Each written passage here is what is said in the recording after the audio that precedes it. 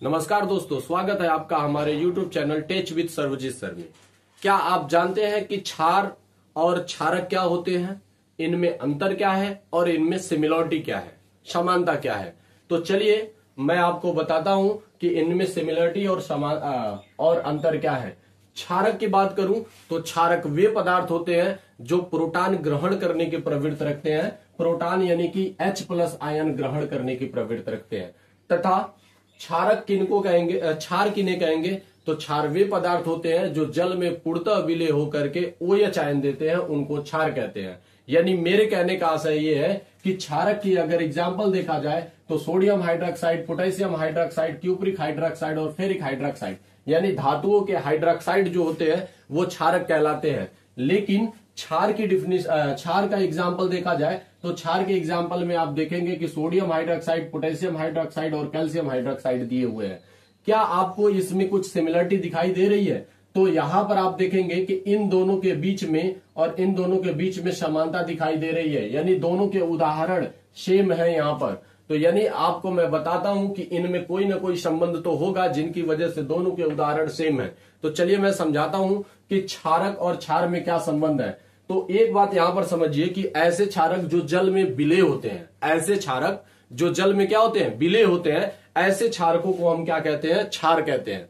वे क्षारक जो जल में क्या होते हैं, पूर्णतः विलय होते हैं, ऐसे क्षारकों को हम क्या कहते हैं? क्षार कहते हैं। यहां पर उदाहरण में आपको दिख रहा होगा क्यूप्रिक हाइड्रोक्साइड और फेरिक हाइड्रोक्साइड, ये दोनों जल में विलय नहीं होते हैं, इसीलिए ये क्षार के उदाहरण के साथ नहीं लिखे गए हैं। यहां पर ये कैल्शियम हाइड्रोक्साइड है, ये क्यूप्रिक हाइड्रोक्साइड और क्या है, फेरिक हाइड्रोक्साइड क्षार नहीं बोले जाते हैं क्योंकि ये जल में विलय नहीं होते हैं। केवल वे ही पदार्थ क्षार कहलाते हैं जो जल में क्या होते हैं, विलय होते हैं। अर्थात हम यहां से कह सकते हैं कि वे पदार्थ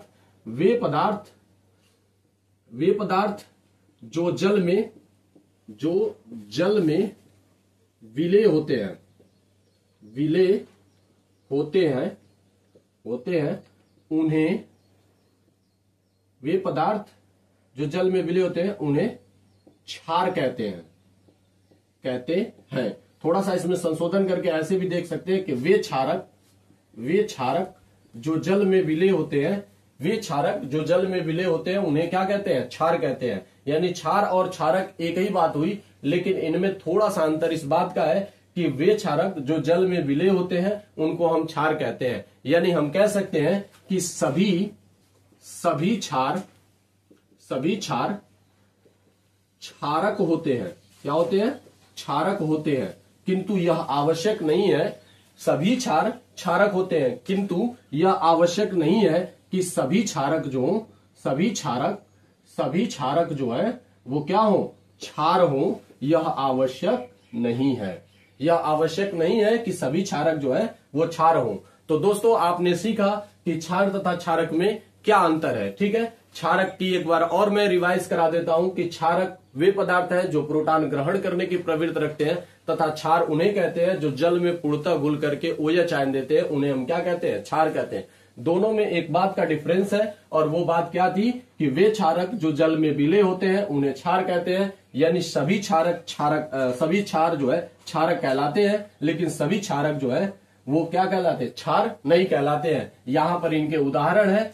और अगर वीडियो आपको अच्छी लगी तो लाइक करिए, शेयर करिए। Thank you so much. जय हिंद, जय भारत।